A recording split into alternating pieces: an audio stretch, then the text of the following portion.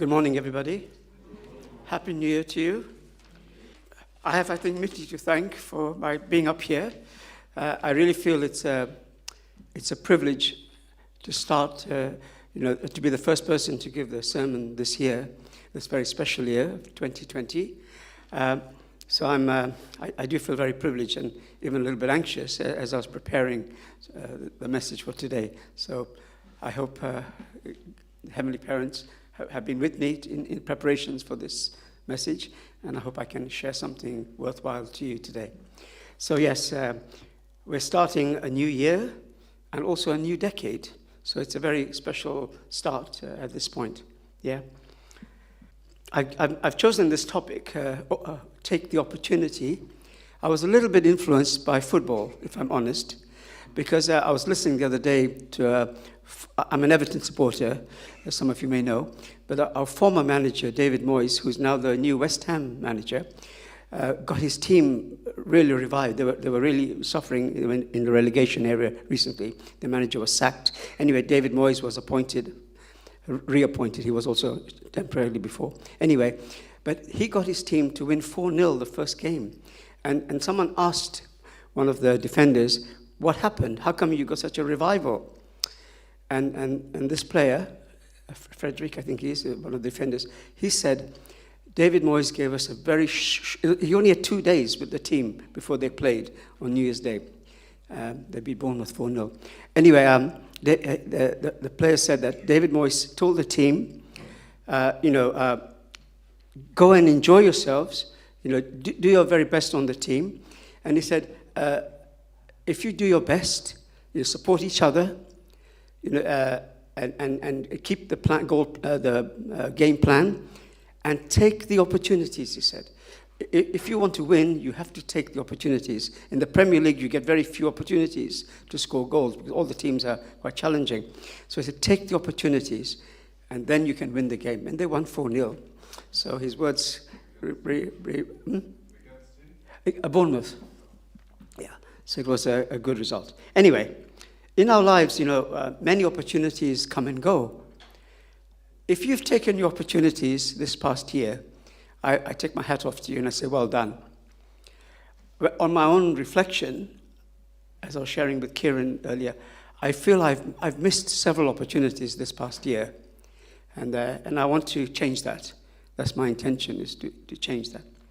I'm going to share with you a few examples where I think I missed some opportunities, but also we had some kind of victory as well. Okay, I'll start with weight, because we had this concert, a Christmas concert here on the 14th of December, and those of you who attended, I think you realize, you'll agree with me, it was a really wonderful performance by the young members. They really worked very hard, and they really put their heart and soul, and the performances were really wonderful. But even more than the weight members, I don't know if she's here now, we had a fantastic performance by our Diana Vanderstock. She sang 2 incredible songs. Even I didn't even know she could sing, but she really surprised us. With George Stapko's support, she sang 2 beautiful songs, and it really raised the spirit in the concert. So I'm very, very happy and grateful for her. By the way, as we were singing the last 2 songs, thank you very much, Kieran, beautiful songs, George Stapko's name kept coming to me. So I want to ask you, as I will do as well, let's pray for George. I really feel, we miss him. I miss him. I really miss his presence here. I don't know whether it's to do with the piano or just, I don't know what it was, but his name kept coming to me in the last 2 songs. So let's hope George can come back. Yeah, let's really pray for him. Okay, so anyway, coming back to this concert, yes, I do the normal things whenever there is a concert. I invite all the weight parents. I invite our different communities. A few people come, and bring their friends and family and so on. And I also invited my sister-in-law, Joanna's sister Brenda, who often comes to events. And this time I invited Joanna's niece. Her name is Rachel, and her 4 children, and they all came. And they had a really lovely experience. That is the good side. On the other side, I felt I missed one major opportunity. And we have a lot of neighbors. We live on the Hallfield estate down the road from here. And we have a lot of young people and families, as well as elderly people on our estate. And I met in the car park the week before the concert.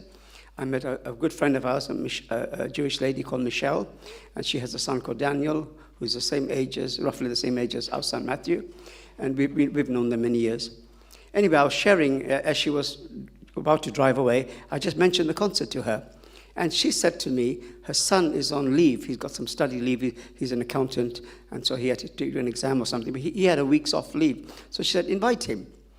And so she might come as well. So I told her a little bit about the concert. But during that week, I forgot to follow up. I didn't take the leaflet, the flyer that we made. They're just opposite from us. And I really felt bad. And I met her. We met her Christmas Eve. She invited us over to see the Christmas coming, so we spent a little time with her. And she said, she reminded me that she forgot to come. And I said, it's my fault, I said. I forgot to remind you all and give you the leaflet. So that was a missed opportunity. But I did say to her, and I wrote down here, next time I'll invite all my neighbors. So I'll take the leaflets all over and, do a little, what they call it? Door-to-door thing, yeah? And I'll go and invite everybody to come. And hopefully a lot of young people particularly will come. So that's my goal for next year, for the next Wait event. Okay, thanks to AJ, we had this a couple of Sundays ago, we had this time capsule, right? Some of us did everybody take part in it? Yeah? So some years ago, about 3 years ago, we all wrote a letter to ourselves, what we want to do and achieve in 2020, yeah? So AJ luckily didn't forget about it, and it was unburied from Mr. Hayashi's house, I think, the garden. Anyway, we had it here, and he passed on the letters to us. And I read my letter to myself, which I wrote 3 years ago, and I reflected about it. And actually, there are a lot of things I've got to work on, a number of things I've got to work on this year. But I think probably the most important one is to do with inviting many people to the blessing. So that's one of my goals for this year, is to invite many couples to the blessing. Already Joanne and I are working on it. We are blessing people, not just in the UK, but abroad. Not just to fulfill the goals of 430. The goals are one thing, but it's a good thing to do. It's the right thing to do to build God's kingdom. So that's why we want to do it. Now I'm going to tell you something which was a bit scary. On the 21st of December, the week after the concert, we had a Christmas lunch with my mum. My mum's 89, turning 90, and she invited all her children and their spouses, so my own siblings. We went over for lunch. We had a lovely lunch, but something happened after lunch. I collapsed. Some of you may know about this. I felt a bit funny after lunch. We had a nice, lovely lunch, and we were discussing different things, illnesses in the family. I don't know what happened. Anyway, I hadn't slept so well the days before and so on. But anyway, I felt a bit funny, and the next thing I know, I wake up from the floor. I'd fallen down, and apparently people who saw me said I turned very grey, and I had a blackout for 7 minutes, 7 full minutes. And my whole family were really scared. We have a history of heart problems and different things, fainting and seizures in the family. But the first time it happened to me, well, for a long time it hadn't happened. It has happened before. It happened in Ghana, but maybe not so seriously. It does happen, I think, when I'm very tired and stressed and I don't sleep well. But anyway, this was a real eye-opener this time. And so the paramedics came. They brought a ECG machine. They did my blood pressure. They did all the tests, blood sugar level, and they said, you're because by that time I kind of recovered and I was pretty much normal. But they said one thing you could do, we could either take you to A&E and they can do further checks, or you could see your doctor first thing Monday morning. And I said that's a better option. I didn't want to spend 9 hours in A&E, which honestly that will happen in Chelmsford, believe me. So I said no, I'll go first thing, and I did. I made the appointment Monday morning. Saw the doctor 11:20. Anyway, cut long story short, she said she's going to do 3 things. One, they did on the spot. They took my blood, and I'm waiting for the results. But the other thing is I will have a cardiology appointment on Wednesday and a neurology appointment in a few weeks' time. But in the meantime, I cannot drive and I cannot travel. That's an order until we know the cause and so on, or if I need medication. So I cannot travel, abroad, and so on. So it's a bit of a shame, and even I can't use the car. So I have to just keep it starting and keep it ticking, but I can't drive it. Even my insurance know that now. So, okay. So anyway, why am I telling you this? It made me think about two things. One, we need to take care of our health. I know two mothers also been saying that some time ago. Especially as we're getting older, we need to take care of our health. If we want to live longer and do more for God and the providence and our families, we need to take care of our health. So that's something I have to look into more than I've done before. But also, I do whatever you need to do to keep healthy, yes. But also, I put here, we need to take opportunities. I need to take opportunities. Whenever opportunities, whether they're health ones, whether they're providential, whatever opportunities come along, and I'm sure in 2020 many will come, we have to take these opportunities to avoid any regrets we may have later on, and the feeling of, I missed the opportunity, which I felt very much at the beginning of this year regarding last year.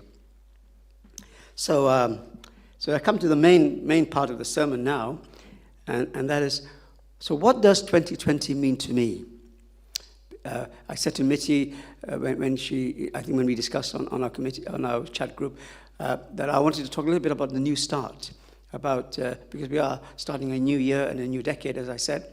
So what does 2020 mean to us? I think this is a question we all have to think about. If you haven't already, it's something we need to think about. Yeah. Well, three things. I've written down three things. Number one, 2020, is Father's centenary.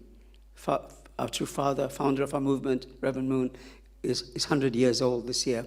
So it's his 100th birthday. It's his centenary. So there will be celebrations, huge celebrations around the world, particularly in Korea, for father's, life and so on. So that's one main point. Second point is also it's a great landmark, 2020, for our movement and for the world. We've been talking about 2020 for some years, the vision for 2020. Somebody asked me the other day, what does 2020 mean to you? And these are the answers I gave. And he said, when first people think about 2020, they think about Vision 2020, which is to do with the eyes. Yeah, if your eyes are great, then they say you've got Vision 2020.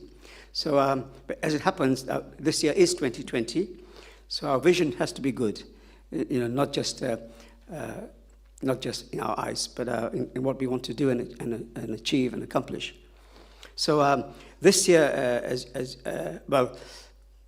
last year we could say a lot of great things happened, amazing things happened, particularly True Mother's World Tour. If you've been following it, it's amazing. I just wrote down, you probably know about these things, you've read them, you've seen the videos, but just to very, very briefly to highlight, it was an amazing, really amazing world tour. And I've just written a few points down, where True Mother created heavenly nations. I think, is it seven? Seven heavenly nations have been created because she did world summits in these countries, huge blessing events. So she's really sown the seeds for heaven, for the country to become a heavenly nation, which is a major thing that has happened. But also the climax. The climax of all of that was the rally for clergy, which a number of people, I think, attended on the 28th of December in New York. 30,000 clergy attended a rally, and True Mother gave the speech. And Joyce, my sister Joyce, attended, and she brought us an extra copy of the program and so on. And I noticed it said the purpose of that was to unify the world. It was to unify, to have unity in Christianity, but also to unify the world, which is a global thing. So True Mother is doing some incredible work, bringing the whole world closer to God. Yeah, and also unifying the world. The third thing I think is on a more individual and family level. Is this year I think we need to simply think about what our goals are. What in light of the providential things happening. Maybe True Mother's coming in July. We need to think, what are our goals? As an individual, as our family, maybe we need to sit down and reflect about those things. So how are we going to work on them? And then also, like I said earlier, I think there'll be many, many opportunities coming our way. And we need to take them. We need to seize them. Because I think the spirit world is behind us, because of all the blessings we've done. We have wonderful, blessed ancestors. And we need to use all these resources that we have, that God has given us.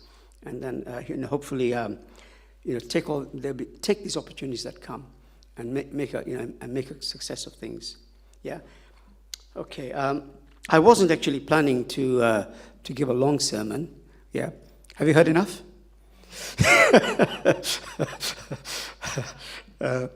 I have a special reading. I said to AJ, to Kieran, I've got a reading to share with you, which actually is not an ordinary reading. It's not from the Bible. It's not from Father's words.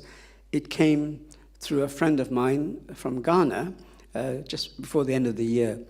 And it really, I think this little story is not just words of inspiration. It's actually a beautiful story. And I'd like to read this to you. And then if anything else comes to my heart and mind, I'll share with you. So let me read this little story to you. It's to do with your journey into the new year, okay? So the title is, Whatever Comes Your Way as You Journey into the New Year, Remember the Lesson of This Story. A little boy and his father visited the country store, and upon leaving the store, the owner offered the little boy some free sweets. "Get a handful of sweets," the merchant said to the boy. The boy just stood there looking up at his father. The owner repeated himself, "Son, get a handful of sweets. It's free." Again, the boy did not move, continuing to look at the face of his father. Finally, the father reached into the candy jar and took a handful of sweets and gave it to his son. As they walked home, the father stopped and asked his son why he did not grab a handful of sweets, which were free. The boy, with a big smile on his face, looked into the face of his father and said, "Because I know your hand is bigger than mine." So, whatever your needs are for 2020, please place them in Heavenly Father's hand, because His hand is bigger than yours. Anyway, I want to just conclude. I really hope and pray this year is a good year for all of us. Especially with True Mother hopefully coming in July. I don't know how certain it is, but most likely it will happen. So, but we have to make it happen, I guess. So I feel one thing I want to share is, because this is coming from me. I mustn't feel pressure. We mustn't feel the pressure. There will be pressure, but the thing is, I want to try and be as natural as possible. I want to do the right thing as naturally as possible, because I'm not the type of person. That's why I do other things like RYS and weight and so on. I don't always toe the line. I don't always go by everything people tell me to do. That's my nature. I'm a pioneer, and I like to do things which are good and helpful, like helping young people live a pure life. Sexual purity and all that, because that's that'll help them totally in the future, in the future marriage and family and so on, future lives. So for me, that kind of thing, and luckily a lot of things I have been doing are in line, with maybe with our movement and the principle. So I will keep doing those things, maybe less now as we're getting older and like I said earlier, I've got to take a bit more care of my health and see what the specialists have to say in these coming weeks. But I'm not going to stop. Even in our own community, with AJ as our chair, and Mitty and Naomi and Kieran and Lisa as our committee members, we'll keep going unless things change. I don't know. We'll keep going, and we'll do our very best to support you, as members of the congregation. And make sow the seeds I think this is my message for today, that we sow the seeds for this year, so that if True Mother does come here, we have a, we have to think it can be possible, like Mike Balcom was saying.